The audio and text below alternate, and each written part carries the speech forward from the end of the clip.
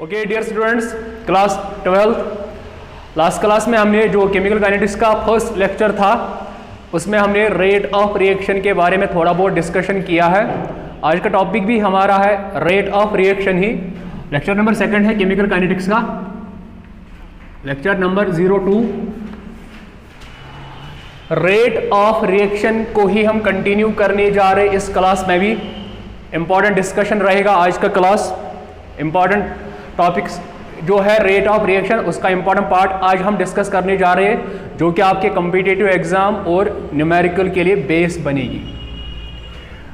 Rate of reaction ROR।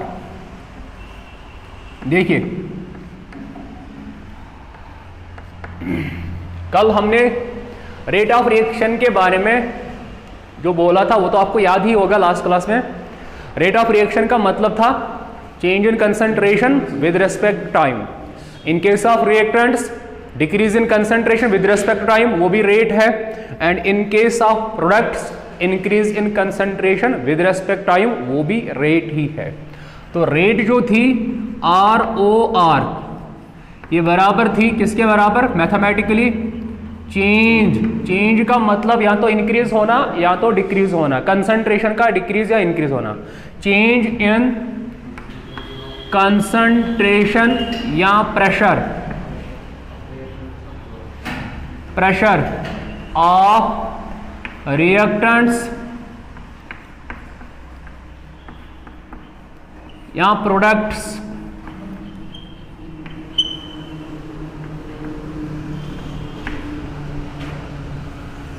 With respect या per unit time. Per unit time का मतलब time taken for change, time taken. ये हमने कल बोला था। अगर हम रिएक्टेंट की केस में बात कर लेंगे तो decrease in concentration of reactant divide by time taken. अगर प्रोडक्ट की बात कर लेंगे तो वहां पे कंसंट्रेशन इंक्रीज हो रही है, increase in concentration of product by time taken. ये हमने किया था। आज हम रेट के बारे में जो भी बात कर लेंगे वो बहुत ज्यादा इंपॉर्टेंट होगी कॉम्पिटिटिव एग्जाम्स एंड न्यूमेरिकल्स के लिए। तो रेट जो है चेंज इन कंसंट्रेशन। अब हम इस रेट के टाइप्स आज डिस्कस कर लेंगे। इसके types of ROR, rate of reaction के टाइप्स। मतलब एक ही होगा, दो टाइप्स है इसके, मतलब एक ही है, दोनों में एक ही मतलब है, change in concentration with respect to time. अब टाइप्स इसके क्या है? नंबर 1 टाइप है इसका, बात समझने की कोशिश कर लेना, एवरेज रेट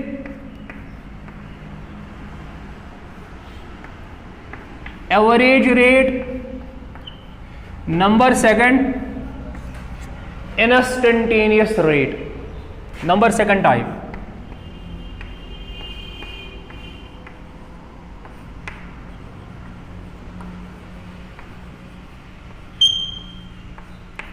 जैसे आपने फिजिक्स में पढ़ा होगा काइनेमैटिक्स में, average velocity, instantaneous velocity, same मतलब यहां पर भी वही है। देखिए कोशिश कर लेना समझने की। मैं जनरल भाषा में एवरेज और इंस्टेंटेनियस को डिफाइन करने जा रहा हूं यहां पे। देखो सपोज कर लो क्रिकेट तो आप सब लोग खेल रही हो, या अगर खेल नहीं रहे तो देख रहे हो गए मैच, क्रिकेट मैच। सपोज करो कोई बॉलर, ये मान लो यहां पे एक बॉलर है A, वो 4-5 ओवर, सपोज करो वो 4-5 ओवर्स डाल रहा है मैच में, और हर एक ओवर में वो कितने रन्स दे रहा है वो यहां पे मैं लिख रहा हूं। एक ओवर में वो कितने रन्स दे रहा है बॉलर कोई। सपोज कर लो उसने 3 ओवर्स डाले हैं, first over, second, third, 3 overs. पहले ओवर में सपोज कीजिए उसने 7 रन्स दिए हैं, सेकंड ओवर में मान लीजिए उसने 3 रन्स दिए हैं, थर्ड ओवर में मान लीजिए उसने 6 रन्स दिए हैं। चलो 4 ओवर मान लेंगे, 4 ओवर डाल रहा है वो बॉलर। फोर्थ ओवर में उसने कोई भी रन नहीं दिया है, सपोज, ऐसे है ना, पॉसिबिलिटी तो ऐसे हो सकती है। रन इज गिवन पर ओवर, ये है रन इज गिवन पर ओवर। फर्स्ट ओवर में 7 रन, सेकंड ओवर में 3 रन उसने दिए हैं, थर्ड ओवर में उसने 6 रन दिए हैं, फोर्थ ओवर में उसने कोई भी रन नहीं दिया है। अगर मैं आपसे बोलूं हाँ बताओ उसने एवरेज में कितने रन दिए पर ओवर, तो आप क्या करोगे? एवरेज में अगर आपसे बोलूं उसने पर ओवर में कितने रन दिए होंगे, तो आप बोलोगे सर सिंपल फंडा है, इनको सम कीजिए और डिवाइड बाय 4 कीजिए। तो अगर आप सम कर लोगे वो आएगा 7 3 10, 10 प्लस 6 16 उसने टोटल रन दिए हैं और टोटल उसने कितने ओवर डाले हैं? 4। तो अगर आप बोलोगे सर उसने एवरेज में उसने पर ओवर कितने रन दिए होंगे? 16 बाई 4, ये आएगा 4 रन पर ओवर। तो ये उसकी एवरेज, ये है, सही है ना? ये उसके एवरेज, मतलब एवरेज में वो हर एक ओवर में कितने रन दे रहा है? 4। बात सही है? तो अब समझ लेना, एवरेज का मतलब total change by total time, total change by total time. यहां पे अगर आप देखोगे total runs given by total overs, number of overs, total runs given by number of overs, तो वहां से आपको मिलेंगे एवरेज रन्स गिवन पर ओवर। तो इसी तरह से देखो, जब मैंने एवरेज वर्ड लिया है, कोशिश कर लेना वर्ड समझने की, एवरेज की जब बात की तो मैंने यहां से यहां तक बात की, सही है? किया ना? यहां से यहां तक बात की तो हर एक ओवर में एवरेज में वो 4 रन दे रहा है। तो मतलब ये जो चेंज है, क्या मैं ये बोल सकता हूं ये एक लार्ज चेंज है, लार्ज चेंज, बिगर चेंज है ये। तो मैंने यहां से यहां तक कंसिडर किया। अब अगर मैं आपको बोल दूं, हाँ आप मुझे बताए उसने सेकंड ओवर में कितने रन दिए हैं, तब तो 4 नहीं बोलोगे ना, आप बोलोगे 4। एवरेज अगर मैंने बोल दिया, आप बोलोगे सर 4 रन पर ओवर उसकी एवरेज है। अगर मैं आपसे साथ में ये बोल दूं, हाँ मुबशर आप बताए सेकंड ओवर में उसने कितने रन दिए, तब आप 4 नहीं बोलोगे, तब क्या बोलोगे? सेकंड ओवर में उसने। तो जब मैंने एक पर्टिकुलर पार्ट सेलेक्ट किया, उस पर्टिकुलर पार्ट को बोलेंगे इंस्टेंटेनियस। जब मैंने सब की बात की तो मैंने क्या, वो मतलब है एवरेज का मतलब। जब मैंने एक पर्टिकुलर कोई चीज पे फोकस किया, एक पर्टिकुलर पार्ट पे फोकस किया, वो इंस्टेंटेनियस है, तब आप 4 नहीं बोलोगे, तब आप बोलोगे सेकंड ओवर में उस बॉलर ने 3 रन दिए, 4 बोलोगे, उस ओवर में 3 रन दिए, तो ये इंस्टेंटेनियस है। ये क्या है? तो हम कहेंगे वो रेट जिसमें टाइम इंटरवल ज्यादा होगा, जिसमें क्या होगा? टाइम इंटरवल ज्यादा होगा, उस रेट को क्या बोलेंगे? Average rate. मतलब वो बड़ी चेंज होगी। समझ आ रहा है? आप सपोज कीजिए रिएक्शन में ऐसे, सपोज मैंने अभी 11 बज गए, लेट अस सपोज 11 बज गए भी, मैंने रिएक्शन इस कमरे में स्टार्ट की, अब मैं आ गया 11:15। 11 बजे का डाटा आपके पास था, मतलब 11 बजे पे रिएक्टेंट की कंसंट्रेशन क्या थी, मुझे समझ लेना। 11 बजे पे रिएक्टेंट की कंसंट्रेशन वो आपको पहले से ही मालूम था।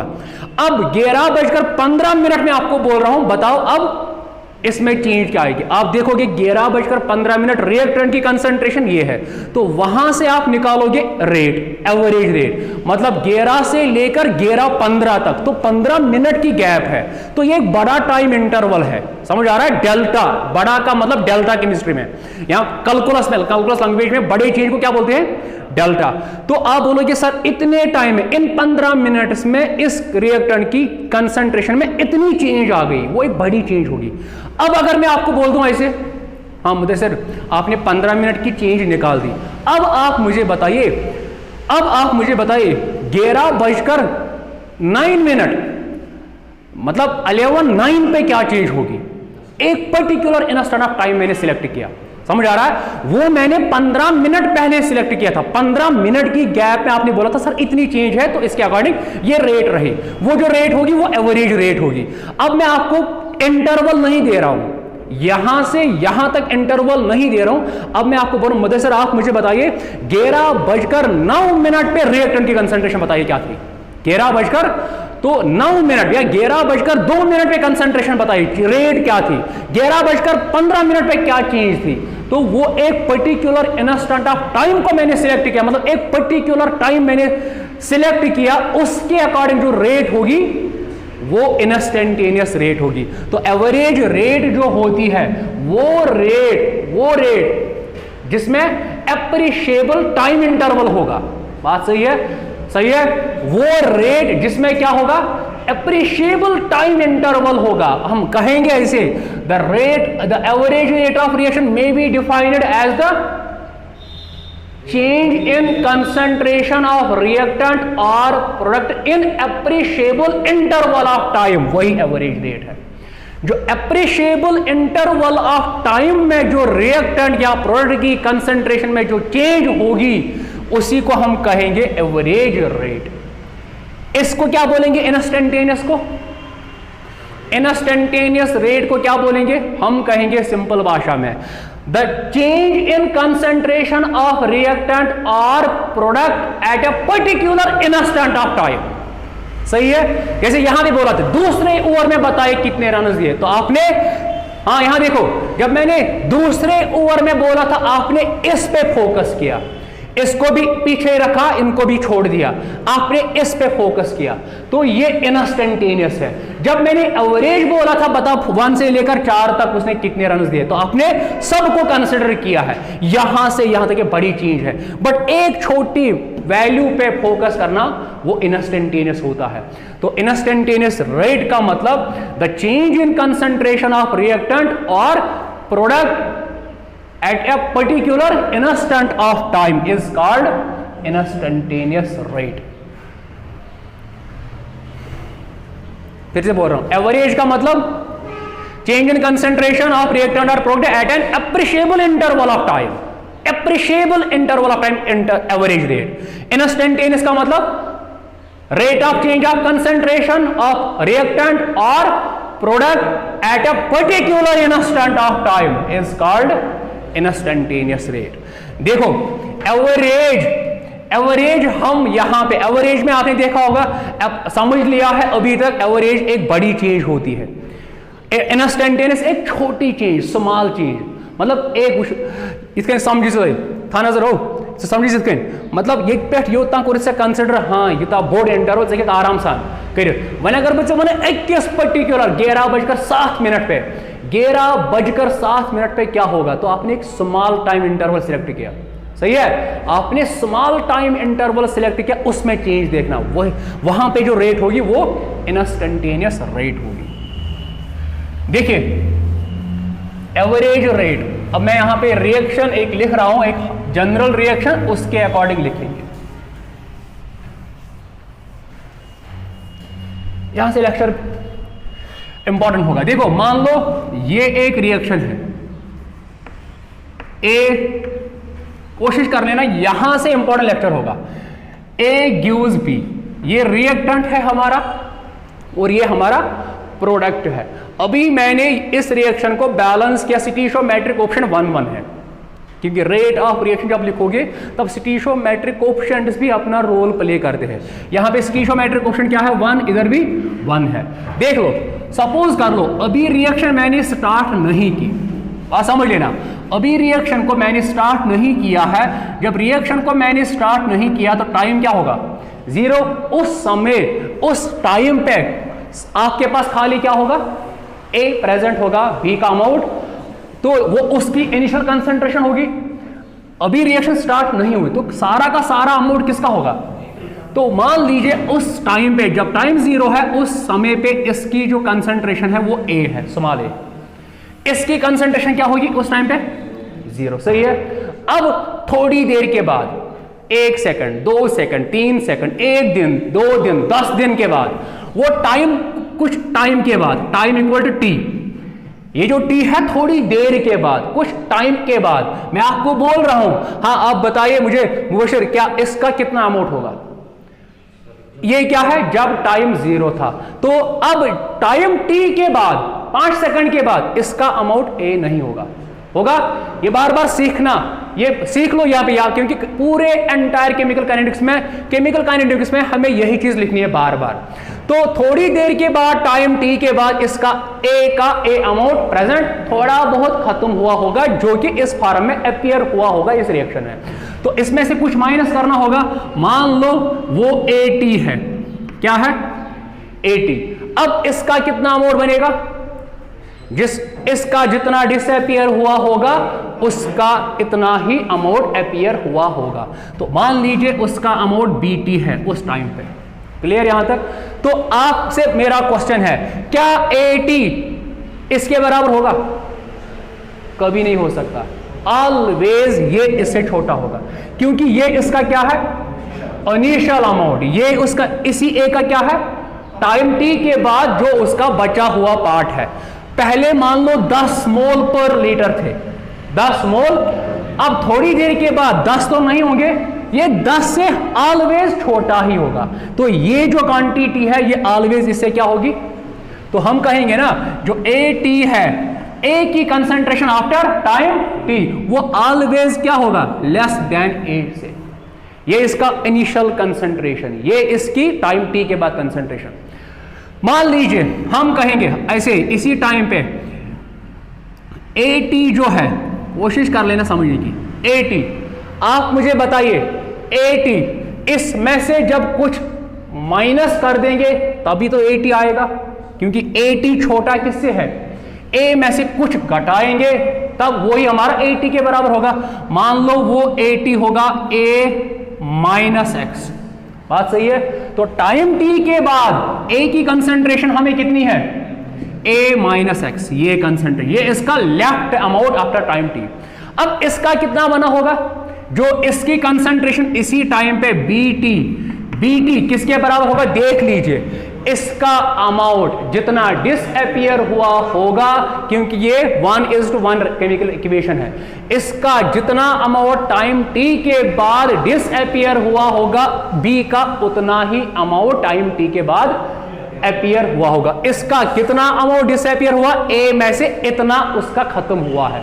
तो B का कितना बना होगा, X के बराबर, तो इसका X बना होगा, right.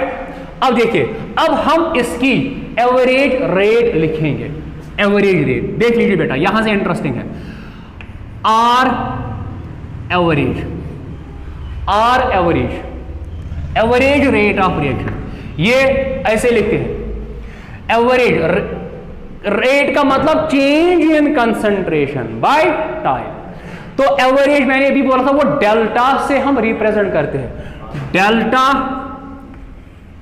A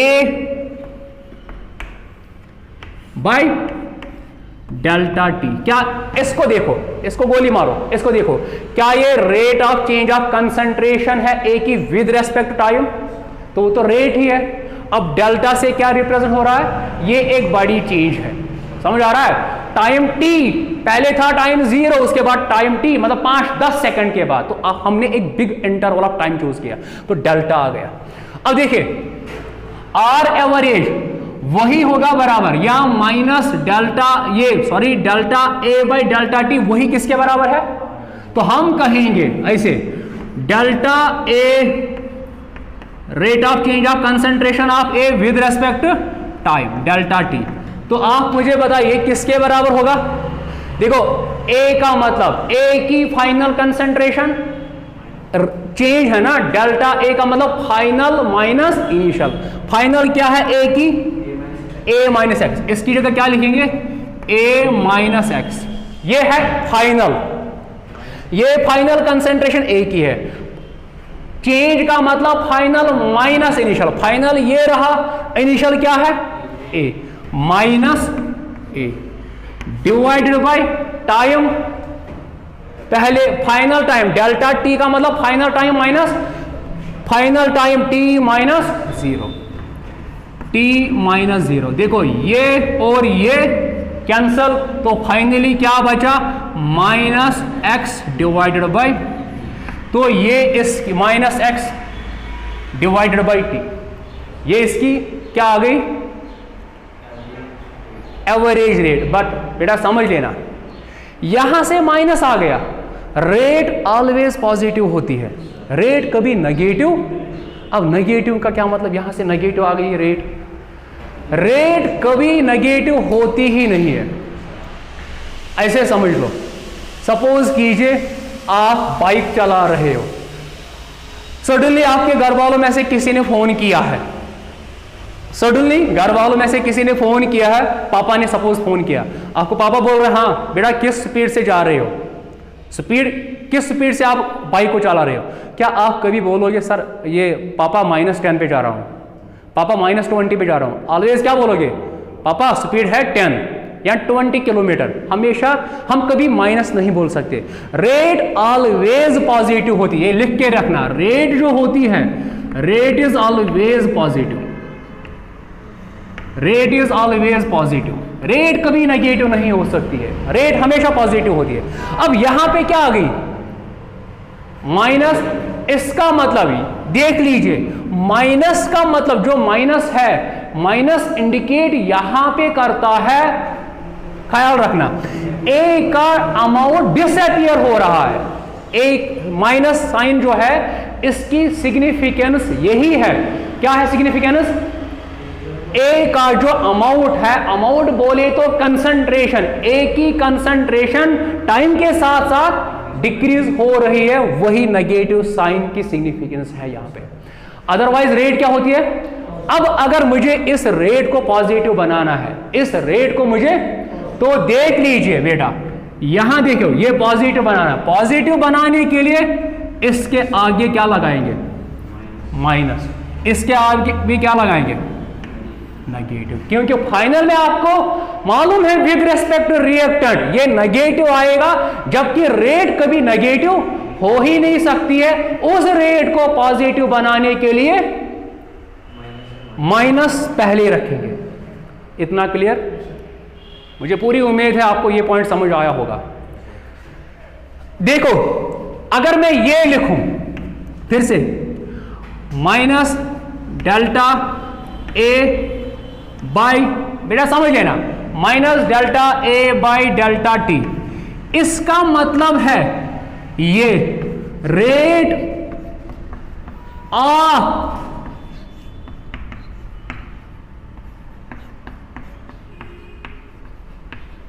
disappearance of A, minus sign लगा दिया, इसका क्या मतलब है? Rate of disappearance of A. अगर रेट ऑफ रिएक्शन बोल देंगे, इस रिएक्शन की rate with respect to reactant, हम कहेंगे ऐसे माइनस माइनस, ये आपको मालूम है फाइनल में यह प्लस आई आएगा, delta A by delta T.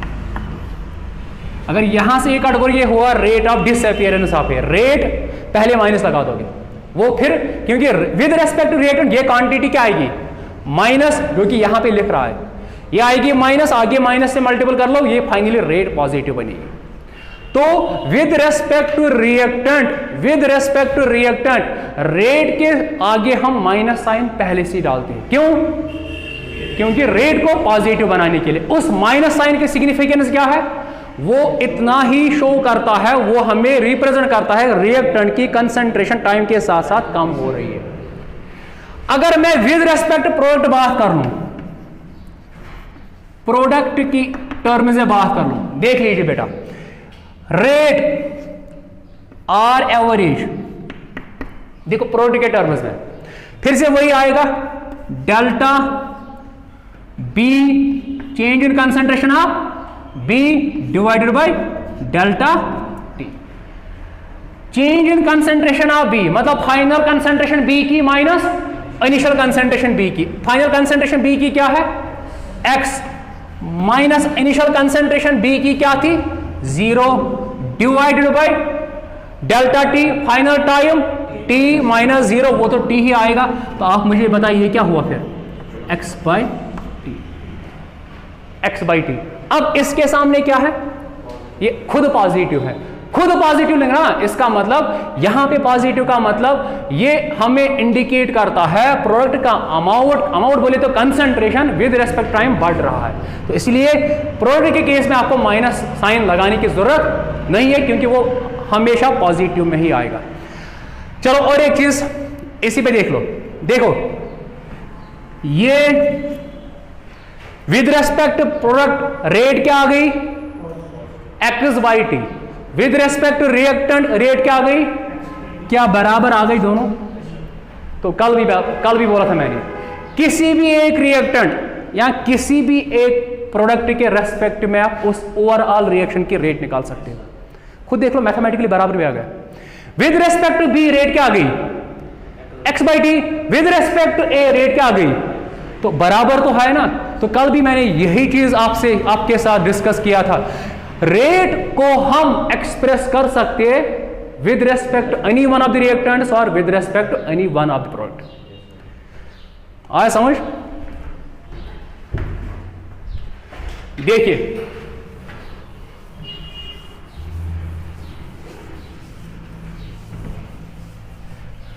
अगर मैं इसको ऐसे लिखूं, देख लीजिए, ROR रेट ऑफ रिएक्शन, तो हम कहेंगे ऐसे लिखेंगे प्लस माइनस, समझ लेना, डेल्टा यहां पे कंसंट्रेशन, चलो पहले माइनस अगर कर देंगे यहां पे रिएक्टेंट की concentration divided by delta T.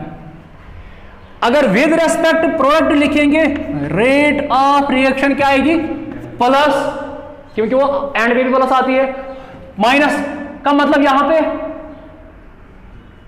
Minus का मतलब रिएक्टेंट की कंसंट्रेशन कम हो रही है विद रेस्पेक्ट टाइम। प्लस का क्या मतलब है, प्रोडक्ट की कंसंट्रेशन बढ़ रही है विद रेस्पेक्ट टू टाइम। तो डेल्टा प्रोडक्ट की concentration bye delta T. Rate always positive होती है, इसीलिए इन केस ऑफ रिएक्टेंट हमें पहले से क्या रखना पड़ता है, माइनस साइन, क्या कि रेट को पॉजिटिव बनाने के लिए। माइनस का मतलब फिर से यहां पर मैं बोल रहा हूं, माइनस यहां, माइनस की सिग्निफिकेंस यहां पे यही है, it shows decrease in concentration of reactant with respect time. Plus का मतलब it shows increase in concentration of product with respect time.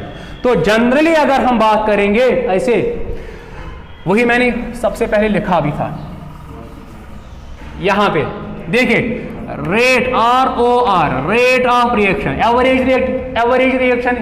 Average rate की मैं बात कर रहा हूं, प्लस माइनस डेल्टा, यहां पे डिपेंड करता है प्लस माइनस पे, डेल्टा टी। अगर रिएक्टेंट है तो प्लस माइनस आएगा, अगर प्रोडक्ट की कंसंट्रेशन आपने ली तो यहां पे पॉजिटिव रखोगे। कंसंट्रेशन ये तो आपको मालूम ही है, square bracket represents active mass या कंसंट्रेशन ऑफ रिएक्टेंट और प्रोडक्ट। अब देखिए ये हुआ एवरेज रेट का मतलब।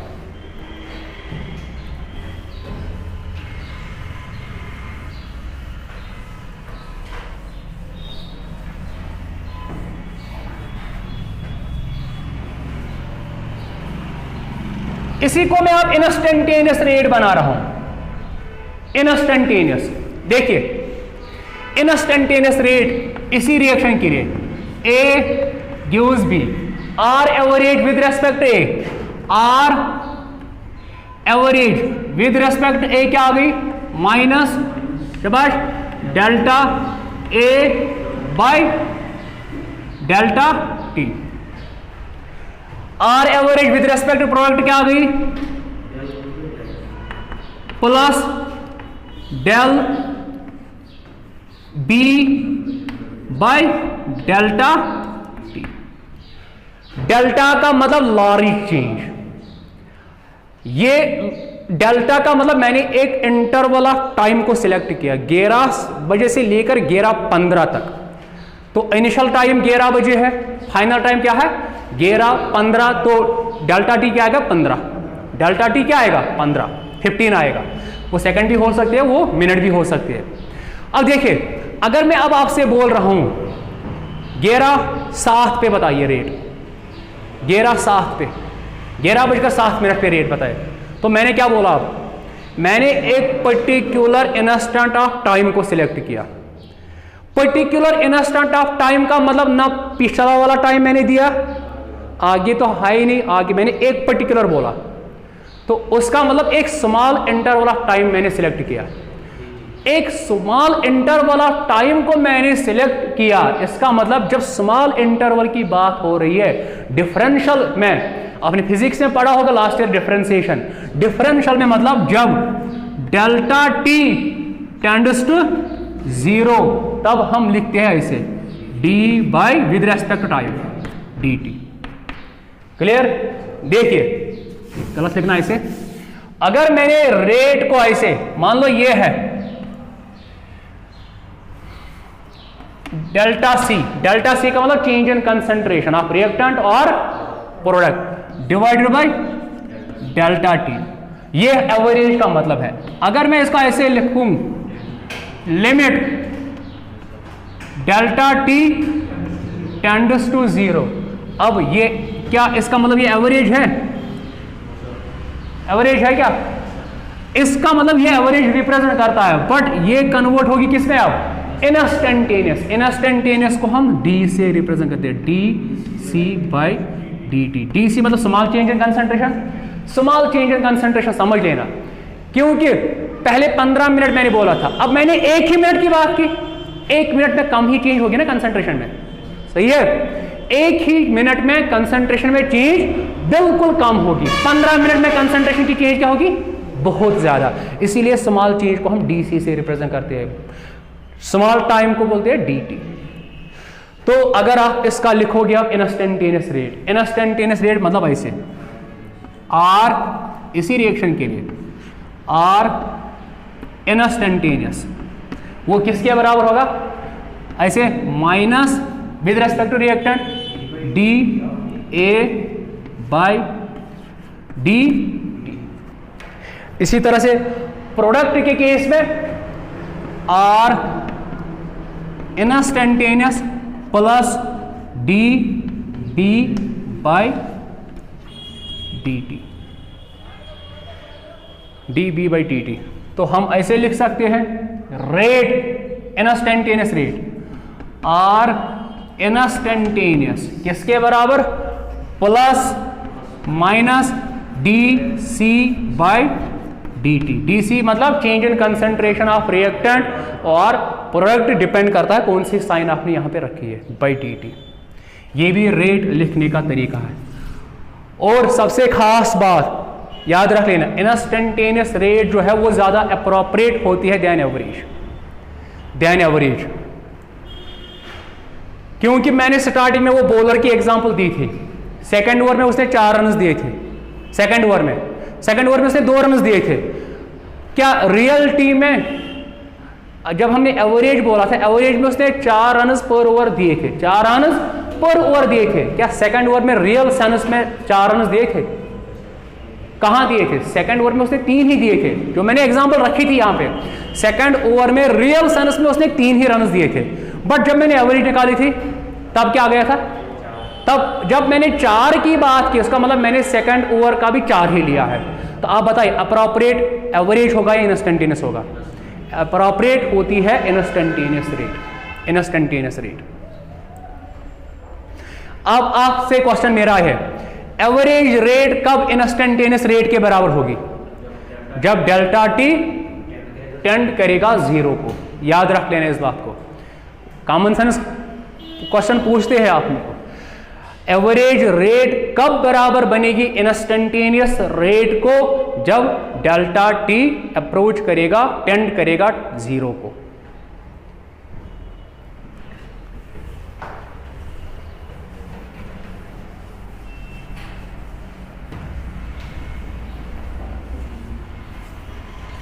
ऐसे लिख सकते हैं,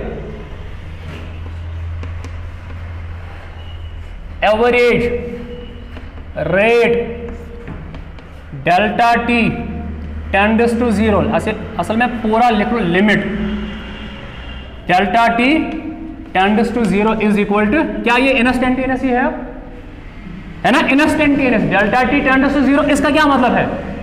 इंस्टेंटेनियस, ये तो इंस्टेंटेनियस रेट ही है।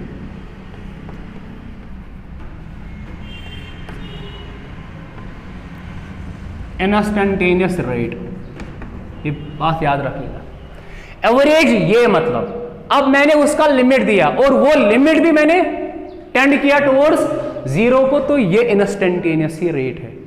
तो सिंपल फंडा ये याद रख लो, एवरेज रेट इंस्टेंटेनियस रेट के बराबर तब बनती है जब delta T time interval tend करेगा, ऐसे समझो। मैंने भी बोला था 11 से 15 तक, 11 बजे से 15 तक आपने फाइनल इंटरवल 15 रखा, टाइम का इनिशियल रखा था 11, तो गैप आई थी। अब मैंने आपको क्या बोला था, 11:07, तो पिछला मैंने डाटा दिया ही नहीं, तो उसका मतलब वहां पे टाइम इंटरवल 0 के बराबर, time interval delta T change time किसके बराबर, 0 के बराबर, तो वो इंस्टेंटेनियस रेट होगी।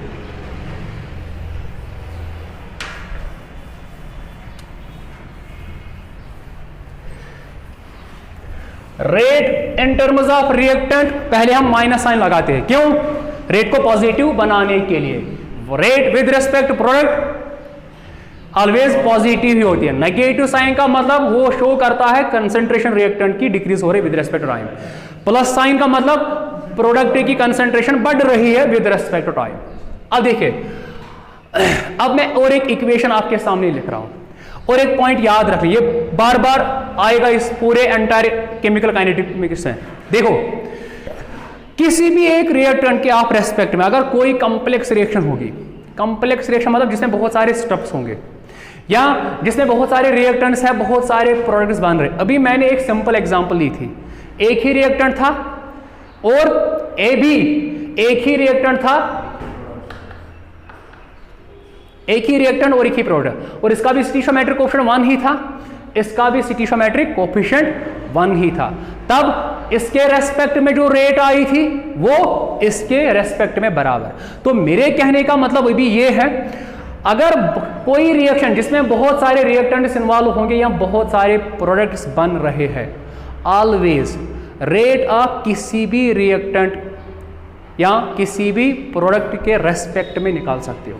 रेट ऑलवेज बराबर होती है, क्योंकि जिस स्पीड से डिक्रीज होगा उसी स्पीड से बनेगा। अगर कोई एक रिएक्टेंट होगा, जिस स्पीड से वो डिसअपीयर हुआ होगा उसी स्पीड से दूसरा प्रोडक्ट बनेगा। बात सही है? तो रेट हर एक रिएक्टेंट या हर एक प्रोडक्ट के रेस्पेक्ट में ऑलवेज बराबर आएगी, ऑलवेज, ये डिफरेंट नहीं होगी, क्योंकि उसी रिएक्शन में वही रिएक्टेंट इन्वॉल्व है, उसी रिएक्शन में वो सारे रिएक्टेंट्स इन्वॉल्व है, उसी रिएक्शन में वो सारे प्रोडक्ट्स बन रहे हैं। जिस स्पीड से इसका अमाउंट डिक्रीज होगा उसी स्पीड से इनमें से किसी एक का अमाउंट बनेगा। सही है? देखिए, ये सिंपल इक्वेशन मैंने आपके सामने रखी थी। अब मैं उस इक्वेशन को थोड़ा बहुत कॉम्प्लेक्स बना रहा हूं, जहां पे स्टीशियोमेट्रिक कोएफिशिएंट्स डिफरेंट होंगे। क्या होंगे? स्टीशियोमेट्रिक कोएफिशिएंट्स डिफरेंट।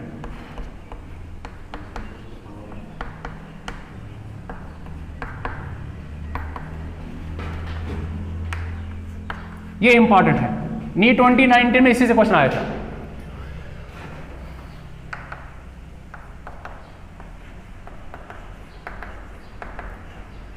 रेट को एक्सप्रेस करना in terms of different stoichiometric coefficients.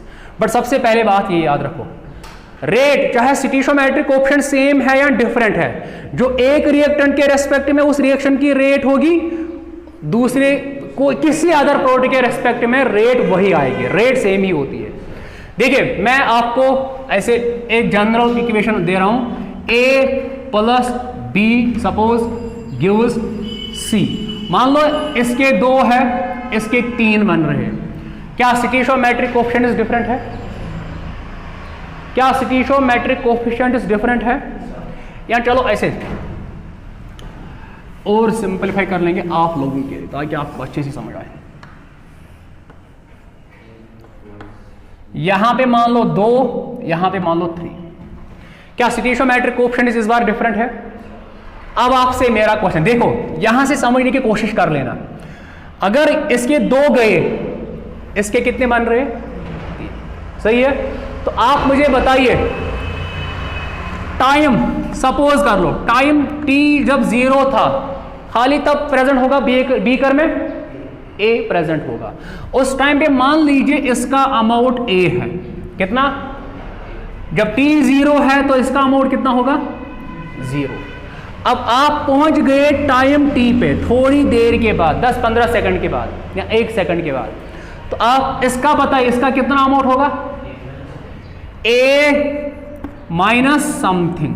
देखिए ये जो समथिंग आपने माइनस किया है, ये विद रेस्पेक्ट स्टोइचोमेट्रिक कोएफिशिएंट माइनस कर लो।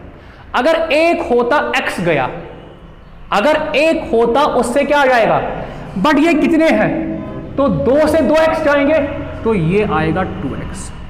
समझ आ रहा है? ये सीखना ये चीज है। अब इसको देखो, अगर इसके देखिए, हाँ यहां देखो, अगर इसका x गया, इसका भी x ही बनेगा सपोज टाइम t पे x ही बनेगा, बट इसके कितने गए 2x, 2 से कितने बन रहे हैं, 2 से कितने बन रहे हैं, 2 से कितने बन रहे हैं 3 बन रहे हैं, मतलब सिर्फ 2 से कितने बन रहे हैं। अगर ये x गया वो भी कितना बनेगा x, अगर ये 2x गए 2x नहीं बनेगा वो, क्योंकि 2 से 3 मिल रहे हैं। 2 से कितने बनेंगे, 2x जब इसका खत्म होगा उसके 3x बनेंगे, 3x। अब देखो हम लिखेंगे ऐसे, rate of disappearance of A, rate of disappearance of A. देखिए बेटा, rate of disappearance of A ROD, इसका मतलब ऐसे लिखेंगे माइनस, पहले लिखेंगे माइनस, क्यों? क्योंकि ये डिसअपीयर हो रहा है, डिसअपीयर में माइनस साइन लगानी पड़ती है। Minus del A by del T, minus del A मतलब फाइनल माइनस इनिशियल, फाइनल क्या है A minus 2x, A minus 2x final, ये हुआ इनिशियल क्या है minus A by T final minus T initial, T final T initial 0, तो T minus 0 आएगा T. ये ए से ए गया तो फाइनली क्या आएगा minus minus, higher rate disappearance plus में ही प्लस 2x बाई टी। इस नेगेटिव साइन का मतलब रेट ऑफ डिसअपीयरेंस, मतलब वो रेट ऑफ डिसअपीयरेंस नहीं, कंसंट्रेशन डिक्रीज हो रही है। रेट बोले तो पॉजिटिव ही होगी, पॉजिटिव में ही आ गई। तो अब आप लिखो ऐसे, rate of appearance, rate of appearance of किसकी बी। देखिए किसके बराबर होगा, अब यहां पे प्लस साइन लेनी है, किसके बराबर होगा डेल, शाबाश बेटा, D B del B by del T. बताइए डेल्टा बी का मतलब final concentration of B minus initial concentration of B, final concentration 3x minus initial concentration B की 0 minus delta T, T final minus T initial, T final T minus 0 तो आएगा। तो rate of disappearance of B, appearance of appearance of B किसके बराबर 3x by, देखो देखिए बेटा, इसका मतलब इस रेट से बी डिसअपीयर हो रहा है, इस रेट से बी इस रेट से ए डिसअपीयर हो रहा है, इस रेट से बी बन रहा है। क्या जिस रेट से, कोशिश कर लेना समझने की, यहां से इंटरेस्टिंग है, जिस रेट से बी ए डिसअपीयर हो रहा है, क्या उसी रेट से बी बन रहा है, अलग अलग। तो इस रिएक्शन में ROD of A is not equal to ROA of B, क्योंकि जिस रेट से A डिसअपीयर हो रहा है वो बराबर नहीं है जिस रेट से A डिसअपीयर हो रहा है, उसी रेट से B नहीं बन रहा है। तो आप बोलोगे सर रेट कैसे निकालेंगे फिर? अभी तक मैंने आपसे क्या बोला था, रेट हम इंस्टेंटेनियस छोड़ दो, रेट हम इसके रेस्पेक्ट में भी जो होगी यपर ये मेरी रिएक्शन रेट यस ये मेरे रेस्पेक्ट में है एस बराबर यस, बट ये तो डिसअपीयर और अपीयर अलग अलग स्पीड से हो रहे हैं। तो रेट इस रिएक्शन की क्या होगी रेट को इक्वल बनाने के लिए, रेट को इक्वल बनाने के लिए, क्योंकि रेट देखो ROR, रेट ऑफ रिएक्शन, समझने की कोशिश कर लेना। रेट ऑफ रिएक्शन ना तो ये होगी ना ये होगी, क्योंकि ये अलग अलग दोनों है। बट मैं अब से बार बार बोल रहा हूं, रेट चाहे रिएक्टेंट के रेस्पेक्ट में निकाल दो, वही रेट बराबर होगी प्रोडक्ट के बराबर। तो बट यहां तो rate of disappearance and rate of appearance अलग अलग है, तो रेट ऑफ रिएक्शन जो होगी वो इसके रेस्पेक्ट में भी वही होनी चाहिए, इसके रेस्पेक्ट में भी वही होने। अब रेट ऑफ रिएक्शन को इक्वल बनाने के लिए इसके और इसके रेस्पेक्ट में हमें कुछ करना पड़ेगा, हमें कुछ करना पड़ेगा, ताकि इसके रेस्पेक्ट में भी वही रेट आनी चाहिए, इसके रेस्पेक्ट में भी वही रेट आनी चाहिए, जबकि ये डिसअपियर और अपीयर अलग अलग स्पीड से हो रहे हैं। रेट आइडेंटिकल होती है, क्या होती है? रेट क्या होती है? आइडेंटिकल बोले तो आइडेंटिकल मतलब रिएक्टेंट के भी रेस्पेक्ट में भी वही होनी चाहिए, प्रोडक्ट के रेस्पेक्ट में भी वही वैल्यू आना चाहिए। तो आइडेंटिकल रेट, यहां पे जो प्रॉब्लम आ गई, रेट को आइडेंटिकल बनाने के लिए मुझे यहां से कुछ करना पड़ेगा ताकि रेट आइडेंटिकल आनी चाहिए। वो कैसे आएगी देखो, समझना। अगर मैं रेट ऑफ रिएक्शन का मतलब रेट ऑफ डिसअपियर, मतलब एक के रेस्पेक्ट में या उसके रेस्पेक्ट में, अगर मैं इसका लिखूं ऐसे, delta A by delta T, यहां लगा रेट, मैंने बोला था इसके रेस्पेक्ट में भी वही रेट होगी, इसके रेस्पेक्ट में भी वही रेट। मैं इक्वेट करने की कोशिश कर रहा हूं आइडेंटिकल बनाने के लिए, प्लस डेल्टा इसके रेस्पेक्ट में B बाई डेल्टा T। आपको मालूम है ये अलग अलग रेट है, वो अलग अलग डिसअपियरेंस एंड अपीयरेंस वो अलग अलग है, इसलिए यहां पे इक्वलिटी की साइन मैंने नहीं रखी। बट रेट के केस में क्या है, रेट के केस में मैंने क्या किया, इक्वेट किया, इसके रेस्पेक्ट में भी वही रेट होगी, उसके रेस्पेक्ट में भी वही रेट होगी। अब देखो, इक्वेट करने के लिए, आइडेंटिकल को बनाने के लिए, आइडेंटिकल वैल्यू फाइंड करने के लिए मुझे यहां से कुछ करना पड़ेगा। देखिए, del A by del T, del A by del T किसके बराबर आया? प्लस 2x बाई, मतलब ये फाइनली आया, इसकी जगह माइनस लिखा है, इसकी जगह क्या लिखेंगे? 2x by T। बात सही है? इक्वल टू, देखो ये भी बराबर नहीं है, अभी बराबर नहीं है, समझ लो। Del B by del T, del B by del T किसके बराबर? 3x बाई, अभी बराबर नहीं है, अभी बराबर नहीं। देखो, अगर मैं इसको इसके बराबर बनाना है, इसको इस वैल्यू को इसके बराबर, वही तो रेट होगी ना, वही क्या होगी? Rate of reaction. तो ये बराबर का कब बन सकती है? अगर मैं इसको 2 से डिवाइड कर लूं, इसको क्या कर लेंगे? होगी इक्वेट, तो तब ये क्या है? बराबर। तो 2 से 2 क्या होगा? कैंसल। 3 से 3 क्या होगा? तो फाइनली आपके पास क्या आया? माइनस। ये तो फाइनली माइनस है, बट ये पॉजिटिव एंड पे आती है, x by T equal to. तो रेट को आइडेंटिकल बनाने के जब स्टीशियोमेट्रिक कोफिशिएंट्स डिफरेंट हो गए, तो मैंने क्या किया? देखो यपर मुदस्सिर, रेट को आइडेंटिकल बनाने के लिए मैंने फाइनली क्या किया? 2 से डिवाइड, इसको किससे डिवाइड किया? क्या जिससे मैंने डिवाइड किया वो इसका स्टीशियोमेट्रिक कोफिशिएंट था? इसको मैंने जिससे डिवाइड किया, क्या वो उसका स्टीशियोमेट्रिक कोफिशिएंट था? वही तो किया ना। तो इक्वेट करने के लिए, आइडेंटिकल रेट बनाने के लिए, याद रख लो हम क्या करते हैं? रेस्पेक्टिव डिसअपियरेंस रेट को या अपीयरेंस रेट को हम अपने अपने रेस्पेक्टिव स्टीशियोमेट्रिक कोफिशिएंट से क्या करते हैं? डिवाइड करते हैं। आया समझ? In order to get identical value of rate of reaction, we divide rate of disappearance of each reactant and rate of appearance of each product by their respective stoichiometric coefficients.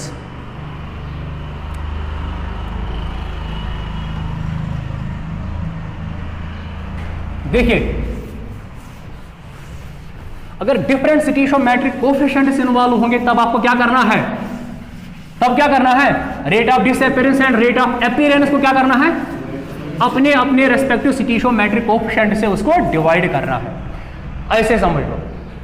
अगर मेरे पास एक reaction है ऐसे N2 plus 3 times H2 gives twice NH3, इसकी rate पहले लिखूंगा मैं ये ऐसे, rate of disappearance of N2। अब हम यूजुअली जब भी हम आगे रेट लिखेंगे तो इंस्टेंटेनियस में लिखेंगे, rate of disappearance of N2। कोशिश कर लेना समझने की, किसके बराबर होगा, माइनस साइन डिसअपीयरेंस के आगे क्या लगाते हैं, माइनस, इंस्टेंटेनियस में बात कर लेंगे, डी, हाँ D by N2 by dt। इसका क्या मतलब है Mudassir, minus D N2 by dt का क्या मतलब है, rate of disappearance of N2। सही है। अब ये लिखो इसी तरह से रेट ऑफ, क्योंकि ये भी डिसअपीयर होगा, ये भी डिसअपीयर होगा, rate of disappearance of H2 किसके बराबर, minus D H2 by dt। अब वो बन रहा है rate of appearance of ammonia, किसके बराबर होगा, plus D change in concentration of ammonia by time dt। देखिए बेटा, कोशिश कर लेना और समझने की, जब मैंने rate of disappearance and rate of appearance लिखा तब मैंने स्टीशियोमेट्रिक कोएफिशिएंट को इन्वॉल्व नहीं किया, क्योंकि इनकी रेट ऑफ डिसअपीयरेंस और इनकी रेट ऑफ अपीयरेंस इस रिएक्शन में अलग अलग होगी। देखो यहां समझ लो, इसका जब एक जाता है वो इसके अपने साथ 3 लेके जाता है। क्या मैं दूसरी लैंग्वेज में ये बोल सकता हूं, इसकी जो rate of Mudassir, rate of disappearance and rate of appearance reaction में अलग अलग हो सकती है, बट रिएक्शन की रेट सेम होगी हर एक के रेस्पेक्ट में। अब देखो मतलब क्या है, जब इसका एक गया अपने साथ ये 3 लेके जाता है, जब इसका एक गया इस अपने साथ इसके 3 मॉलिक्यूल्स लेके जाता है, क्या मैं ये बोल सकता हूं इसकी जो रेट ऑफ डिसअपीयरेंस होगी वो 3 टाइम्स दिस होगी। Clear clear clear. इसकी जो रेट ऑफ डिसअपीयरेंस होगी वो 3 टाइम्स दिस होगी, क्योंकि इसके 3 जाते उसका एक ही जाता है। अच्छा चलिए यहां अब इसको इसके साथ रिलेट कर लो, इसका जब एक गया उसके कितने बनते हैं, 2 बनते हैं। ये डिसअपीयरेंस एंड अपीयरेंस से अलग अलग होंगे बट रेट आइडेंटिकल होंगी हर एक के रेस्पेक्ट में। देखो इसको इसके साथ रिलेट कर लो, इसका एक गया उसके कितने बनते हैं, क्या मैं ये बोल दूंगा इसकी जो रेट ऑफ अपीयरेंस होगी वो ट्वाइस होगी rate of disappearance of N2। काश तो समझ लिया क्या उनमें, अमोनिया की जो रेट ऑफ अपीयरेंस होगी वो ट्वाइस होगी रेट ऑफ डिसअपीयरेंस ऑफ, इसकी जो रेट ऑफ डिसअपीयरेंस होगी वो इसके 1/3 के बराबर होगी। ये भी तो वही है ना, या उल्टे लैंग्वेज में इसकी जो रेट ऑफ डिसअपीयरेंस होगी वो इसे 3 टाइम्स होगी, उल्टा इसकी जो रेट ऑफ डिसअपीयरेंस होगी वो इसके 1/3 के बराबर होगी। हाँ देखो थोड़ी सा नजर थी जाओ, जब मैंने rate of disappearance and rate of appearance को लिखा, आपके सामने लिखा है, क्या मैंने स्टीशियोमेट्रिक कोएफिशिएंट्स को इन्वॉल्व किया इन्वॉल्व? बट जब आप इसी रिएक्शन की रेट लिखोगे, इसी रिएक्शन की क्या लिखोगे, ROR। मैंने अभी बोला था आपको रेट ऑफ रिएक्शन आप इसके रेस्पेक्ट में भी निकाल सकते हो, इसके रेस्पेक्ट में भी निकाल सकते हो, सही है, इसके रेस्पेक्ट में भी निकाल सकते हो, क्योंकि हर एक के रेस्पेक्ट में रिएक्शन की रेट आइडेंटिकल ही होगी। अब वो कैसे निकालेंगे, अगर मैं इसके रेस्पेक्ट में निकाल दूं माइनस डी N2 बाई अभी मैंने 2 मिनट पहले बोला था, जब हम रेट निकालेंगे तब स्टीशियोमेट्रिक कोएफिशिएंट्स को हम इन्वॉल्व करते हैं, वो हम डिवाइड में करते हैं। डिवाइड में किसको करते हैं? रेट ऑफ डिसअपीयरेंस या रेट ऑफ अपीयरेंस को। ये क्या है? Rate of disappearance. अब यहां पे स्टीशियोमेट्रिक कोएफिशिएंट क्या है? तो 1 से डिवाइड कर लेंगे, वो तो वही बनेगी, इक्वल टू, रेट बराबर होती है, इसके रेस्पेक्ट में लिखो, ये भी माइनस ये, minus D H2 by D T. देखिए, बट इसका स्टीशियोमेट्रिक कोएफिशिएंट इस बार डिफरेंट है, तो क्या आएगा? 1/3 आएगा स्टीशियोमेट्रिक कोएफिशिएंट से। क्लियर? अब इसके रेस्पेक्ट में लिखो, क्या लिखेंगे इसके रेस्पेक्ट में? साइन प्लस या minus? Plus. D NH3 by dt। अब स्टीशियोमेट्रिक कोएफिशिएंट क्या है? 1/2। ये हुई इसकी रेट ऑफ रिएक्शन, जो अभी तक मैं थ्योरेटिकली आपसे बोल रहा हूं, देखो वो मैथमेटिकली प्रिपेयर होगा। मान लो, देखो कोशिश करना समझने की, ये क्या है? रेट ऑफ डिसअपीयरेंस ऑफ, मान लो ये इसकी रेट ऑफ रिएक्शन, मान लो ये x है। क्लियर? ये क्या है? इतना इतना इतना 1/3 छोड़ के 1/3 जब आ गया तो वो रेट बन गई, रिएक्शन की रेट। बट इतना ही जब मैंने कंसिडर किया, dH2/dt, डी कहां गया? dH2/dt वो क्या है? मान लो वो y है, क्या है? अब ये देखो dNH3/dt, dNH3/dt वो क्या है? रेट ऑफ अपीयरेंस ऑफ ये चीज मान लो आप z।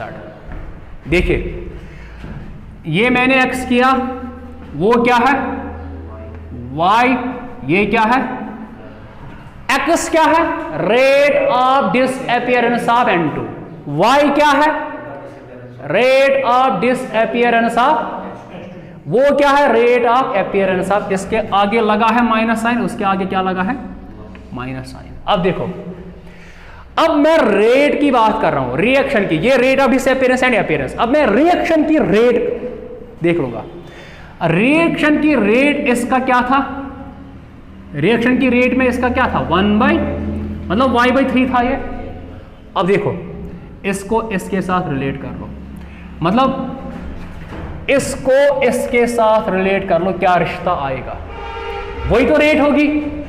ये आएगा -x equal to -y/3, minus से माइनस गया तो y इक्वल टू, देखिए कोशिश समझने की कोशिश करो, वही बोला था मैंने, क्या यही बोला था मैंने? इसकी रेट ऑफ डिसअपीयरेंस क्या मैंने मान ली? y। क्या वही बोला था? इसकी जो रेट ऑफ डिसअपीयरेंस होगी वो 3 टाइम्स होगी। इसकी मैंने रेट ऑफ डिसअपीयरेंस को क्या कंसिडर किया था? x। तो वही तो आ गया। इसकी जो रेट ऑफ डिसअपीयरेंस है वो 3 टाइम्स है नाइट्रोजन की डिसअपीयरेंस की रेट के बराबर। ये देखो, अब इसको देखो, अब इसका रिश्ता इसके साथ देखो, आप बोलोगे देखो ये 2 बन रहे, वो 1 जा रहा है, तो बता इसकी जो रेट ऑफ अपीयरेंस होगी वो इससे ट्वाइस होगी, तो कर लो रेट। मतलब अब हमें इसको इसके साथ देखना है, तो क्या आएगा? ये x सही है, वो क्या है? वो इक्वल टू z/2, तो आएगा z किसके बराबर? देख लो, क्या यही बोला है? माइनस प्लस का मतलब नहीं है, माइनस प्लस का मतलब डिक्रीज इन कंसंट्रेशन और इंक्रीज इन कंसंट्रेशन। क्या यही बोला? इसकी मैंने रेट ऑफ अपीयरेंस क्या रखी है? z रखा, तो z किसके बराबर आ गए? इसकी रेट ऑफ अपीयरेंस की, डिसअपीयरेंस के ट्वाइस। तो z किसके बराबर? तो हम बोलेंगे ना, इसकी जो रेट ऑफ अपीयरेंस होगी वो ट्वाइस होगी as that of rate of disappearance of nitrogen. वही आ गया z इक्वल टू x। अब इसका देखेंगे इसके साथ, इसका देख लो, देखो इसकी जो रेट ऑफ डिसअपीयरेंस है रेट ऑफ डिसअपियरेंस इसकी क्या है, y/3, y/3 इक्वेट करना है। इसकी जो रेट ऑफ डिसअपियरेंस है वो क्या है, z और स्टीरियोमेट्रिक कोएफिशिएंट 2, z बाय कर लो इक्वेट, क्या आएगा 2z इक्वल टू 3 2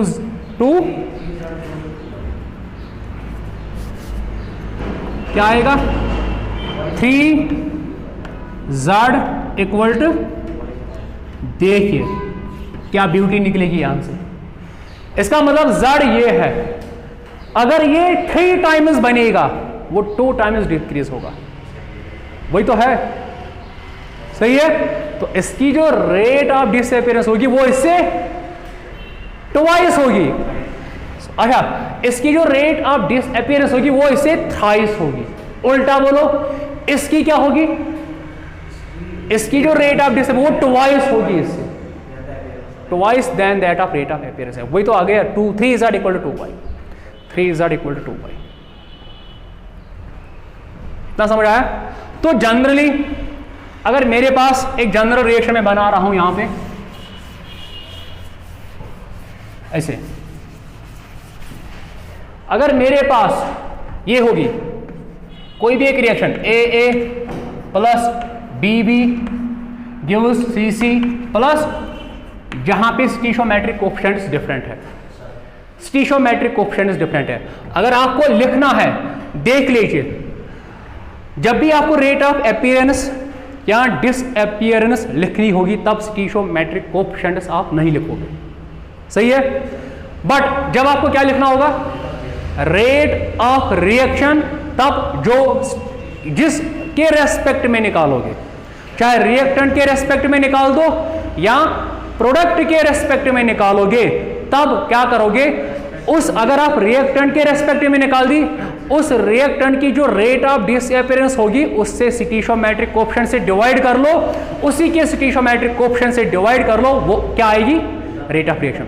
या अगर आपने किसी भी एक प्रोडक्ट के रेस्पेक्ट में निकाल दी रेट, तो उस प्रोडक्ट की, जिसकी आप बात कर रहे हो, उस प्रोडक्ट की जो रेट ऑफ अपीयरेंस होगी उससे उसको डिवाइड कर लो किससे, उसी प्रोडक्ट के स्टीशियोमेट्रिक कोएफिशिएंट से, वो आएगी रेट ऑफ रिएक्शन। बट जब आप rate of disappearance and rate of appearance लिखोगे तब स्टीशियोमेट्रिक कोएफिशिएंट्स को आपको नहीं लिखना है। देखिए, अगर मैं ऐसे लिखूं ROD ऑफ A, क्या आएगा, माइनस DA बाय DT। इसी तरह से ROD ऑफ, क्योंकि ये भी डिसअपियर होगा, B किसके बराबर होगा, माइनस DB बाय DT।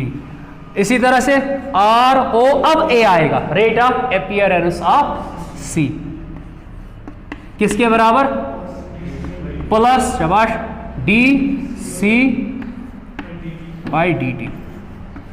इसी तरह से ROA of D plus D, change in concentration of D by, ये आ गई rate of disappearance and appearance. जब मैंने हर एक स्पीशीज की रेट ऑफ डिसअपियरेंस एंड हर एक स्पीशीज की रेट ऑफ अपीयरेंस देखी तो मैंने स्टीशियोमेट्रिक कोएफिशिएंट्स को मेंशन नहीं किया। बट अगर मैं इसी रिएक्शन की रेट लिखूं, रेट न्यूमेरिकल के लिए काफी इंपॉर्टेंट रहेगा। अगर मैं इस रिएक्शन की रेट लिखूं ROR, देखो लास्ट टाइम भी बोल रहा हूं, इस रिएक्शन की रेट ऑफ रिएक्शन इसके रेस्पेक्ट में भी वही होगी, आइडेंटिकल वैल्यू, इसके रेस्पेक्ट में भी वही होगी, इसके रेस्पेक्ट में भी वही आएगी और इसके भी। तो उस आइडेंटिकल वैल्यू को फाइंड अचीव करने के लिए हमें क्या करना है, इसके रेट ऑफ अपीयरेंस या इनके रेट ऑफ डिसअपियरेंस को रेस्पेक्टिव स्टीशियोमेट्रिक कोएफिशिएंट से डिवाइड करना पड़ेगा।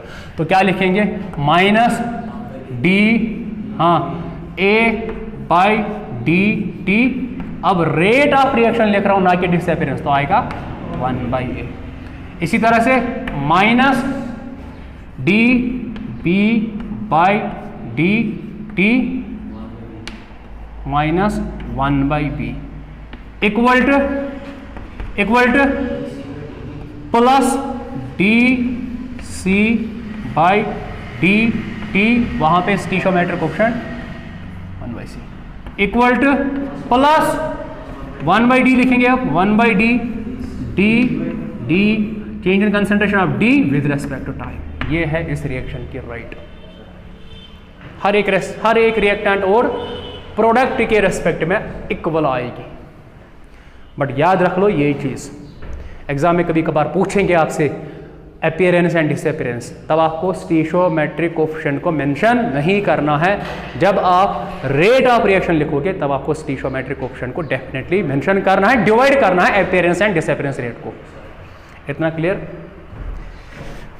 समझ आ रहा है? चलिए देखिए, अगर मैं एक एग्जांपल ले रहा हूं यहां पे,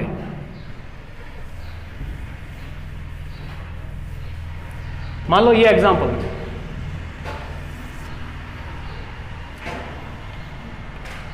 SO2, चलो अभी जनरल ही लेंगे,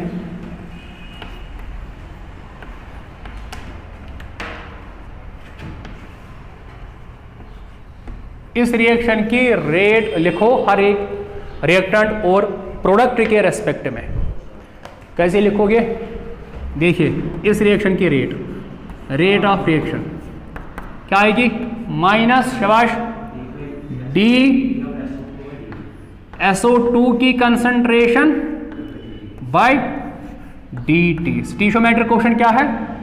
1/2 लिखा, इक्वल टू, वो बराबर होती है, यहां पे क्या लिखोगे? पहले लिखो minus D O2 by D T, तो आएगा 1, स्टीशियोमेट्रिक कोएफिशिएंट से डिवाइड करना है, 1 डिवाइडेड बाय 1/2, क्योंकि यहां पे स्टीशियोमेट्रिक कोएफिशिएंट क्या है? ये 1 अपना है। अब स्टीशियोमेट्रिक कोएफिशिएंट क्या है? 1/2, वो फिर 2 कहां आएगा? तो बेटर रहेगा ना, इसी लिखो ट्वाइस, सही है, ट्वाइस ये, इसके बाद इसके रेस्पेक्ट में प्लस लिखना है, यहां पे स्टीशियोमेट्रिक कोएफिशिएंट 1 ही है, तो आएगा D change in concentration of SO3 by D T, ये इसकी रेट आई।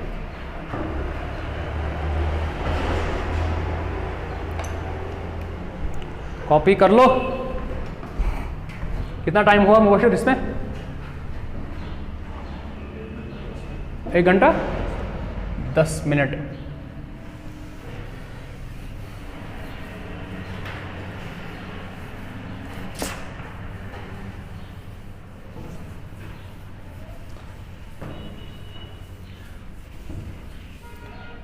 ये तरीका सीख लेना, ये इंपॉर्टेंट रहेगा आपके कॉम्पिटिटिव एग्जाम्स के लिए और न्यूमेरिकल को सॉल्व करने के लिए। चलो मैं कुछ होमवर्क दे रहा हूं, आप इनकी rate of disappearance and appearance और रेट ऑफ रिएक्शन लिखना। ये 1H2 plus H2 plus Cl2 I2 gives twice HI। इसकी रेट ऑफ डिसअपीयरेंस और हर एक रिएक्टेंट को प्रोडक्ट के रेस्पेक्ट में लिखना, और रेट ऑफ रिएक्शन भी एंड पे लिखना। PCl5 PCl3 प्लस Cl2, इसकी भी कर लेना, डिसअपीयरेंस भी, अपीयरेंस भी, और रेट ROR भी।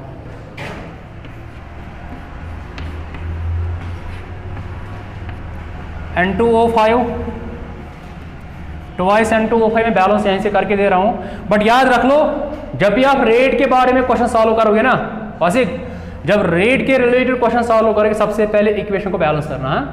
वैसे हमेशा आपको इक्वेशन बैलेंस्ड ही मिलेगी, तो कोशिश कर लेना अगर अनबैलेंस्ड होगी बैलेंस करना पड़ेगा। Twice N2O5 gives 4 times NO2 plus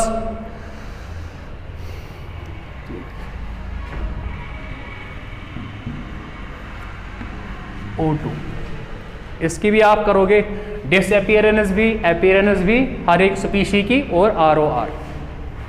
clear? सही है। चलो यहीं पे एक और क्वेश्चन कर लेंगे एंड पे, उसके बाद इस लेक्चर को एंड कर लेंगे। ये होमवर्क में डाल दीजिए। देखो नीट 2019 का क्वेश्चन, वैसे हमने किया है वो भी अमोनिया के रिलेटेड। नीट 2019 का क्वेश्चन हमने वैसे किया है, वो अमोनिया का आया था डायरेक्टली। देखो क्वेश्चन क्या था, आप क्वेश्चन लिखो, मैं क्वेश्चन बोल रहा हूं। ठीक है, क्वेश्चन जल्दी जल्दी लिखो। For the chemical reaction N2 gas plus 3 times H2 gas gives twice NH3 gas. The correct option is, नीचे लिखो the correct option is, मैं ऑप्शन यहां पे लिख रहा हूं, वेट कर लेना इसको, -D N2 by dt equal to, क्या ये दिखाई दे रहा है इस कैमरा में, twice D NH3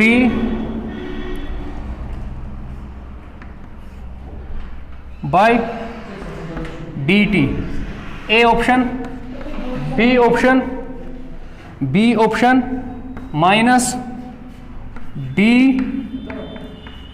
N2 by dt equal to 1/2 D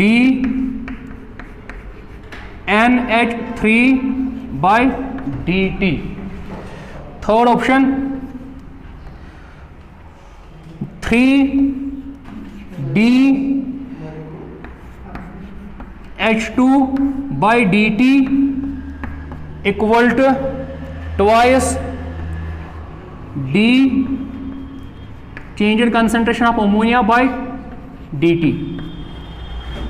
fourth option last, -1/3 D change in concentration of hydrogen by dt equal to -1/2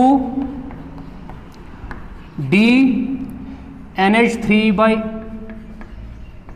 change in concentration of ammonia by dt। क्या आएगा?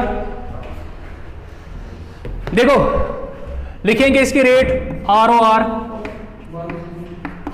क्या आएगा इसके रेस्पेक्ट में, लिखो जल्दी, फिर रिलेट करेंगे, देखेंगे कौन सी ऑप्शन होगी। ROR क्या आएगी इसकी,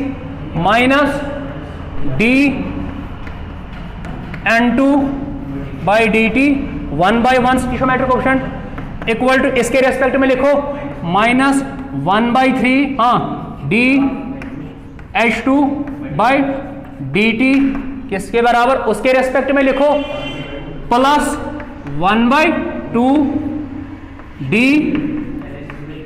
NH3 by dt। देखो पहली ऑप्शन, अब ऑप्शन पे आओ, D N2 by dt twice D NH, यपर पहली वाली ऑप्शन, अमोनिया को रिलेट किया, नाइट्रोजन को रिलेट किया किसके साथ, अमोनिया के साथ। देखो क्या वो लिखा है यहां -D N2 by dt लिखा है, बट उसके साथ क्या लिखा, अमोनिया के साथ ट्वाइस, बट यहां पे क्या है 1/2, तो ये ऑप्शन गई। सेकंड में देखो क्या है, नाइट्रोजन को रिलेट किया अमोनिया के साथ, तो माइनस भी लगा है, D N2 by dt -D N2 by dt लिखा है, इसको इसके साथ रिलेट कर लो, किसके बराबर, +1/2, बट वहां पे प्लस ही है, तो आंसर आ गया +1/2 D NH3 by। अब देखो थर्ड भी क्या कर लीजिए, थर्ड में क्या है, हाइड्रोजन को रिलेट किया किसके साथ, हाइड्रोजन के केस में पहले ही कहां क्या आ रहा है, माइनस, इसको क्या रखा है इसने, होगी गलत। अब D देखो -1/3 लिखा है, वो भी -1/3 D H2 by dt किसके साथ, अमोनिया के, बट वहां पे क्या लिखा -1/2, बट यहां पे क्या है, तो इसका आंसर ऑप्शन नंबर बी इसका राइट आंसर है। तो इस क्वेश्चन को कॉपी कर लेना। तो कल के लेक्चर में हम इस रेट ऑफ रिएक्शन की instantaneous and average rate of reaction जो है उसके हम ग्राफिकल इंटरप्रिटेशंस करेंगे और उसके बाद कुछ अच्छे न्यूमेरिकल्स कर लेंगे।